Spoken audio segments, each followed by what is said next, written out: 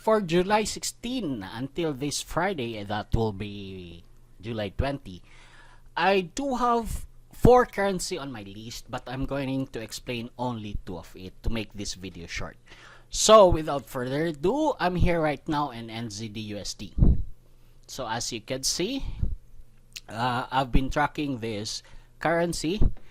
Here we go. This is for the 4 hours, and I have seen a good formation on the 4 hours. However, take note, this is not a divergent thing on the 4 hours.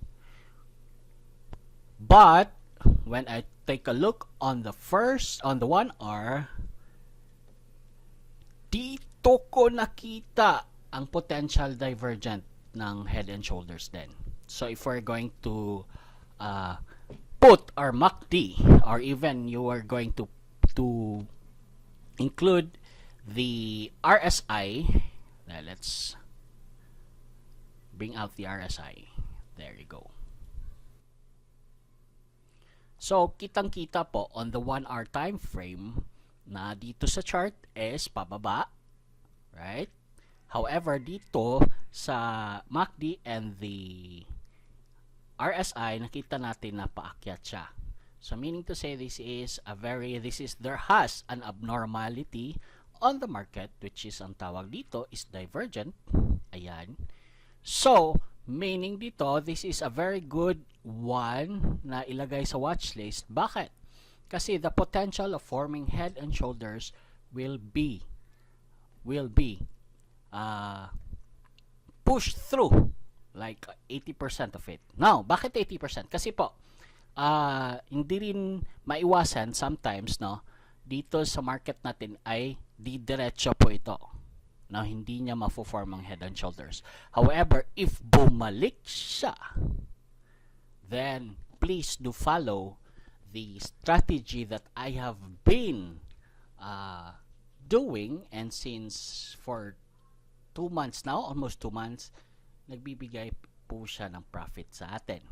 Hindi lang nga ganun kalakihan, but a consistent way. So hopefully this will be part of your watch list.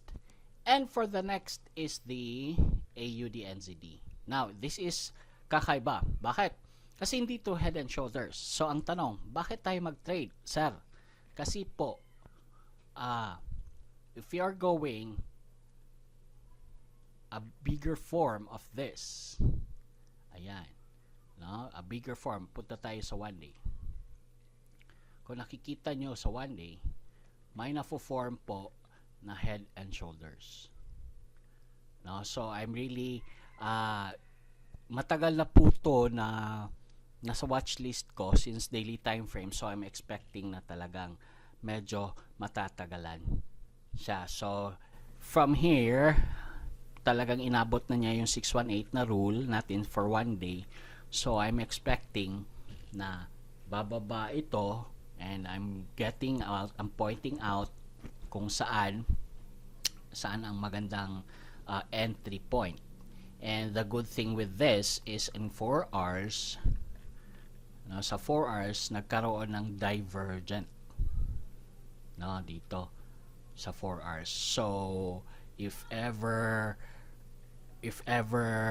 itutuloy niya na itong ibababa, then we are very confident enough na aabutin niya on this part here. So since na-detect ko naman dito naman sa 1 hour, na-detect ko na nag-form siya ng a pattern. So typically the first pattern that we had on this is the 1 day head and shoulders. And etong nakikita nyong pattern na bat pattern is just a tip na lang po. It's a bonus for us, no, na nagkaroon siya ng pattern nito. And we all know that the reversal pattern ay mga harmonic pattern gaya ng bat pattern na ito. So ngayon, since this is the start of the right shoulder, actually dito pa yung nag-start ng right shoulder, hindi lang po ako nag-trade for the reason po kasi nga this is a 1 day time frame, right? So medyo matagal-tagal ang 1 day time frame, meron tayong sistema dyan. So eto na, this is the the best part, no, to trade for this one. So I'm still applying our strategy on the head and shoulders for this, knowing that it is a head and shoulder pattern on the 1-day time frame. Only dito nagkaroon tayo ng bonus about the bot pattern.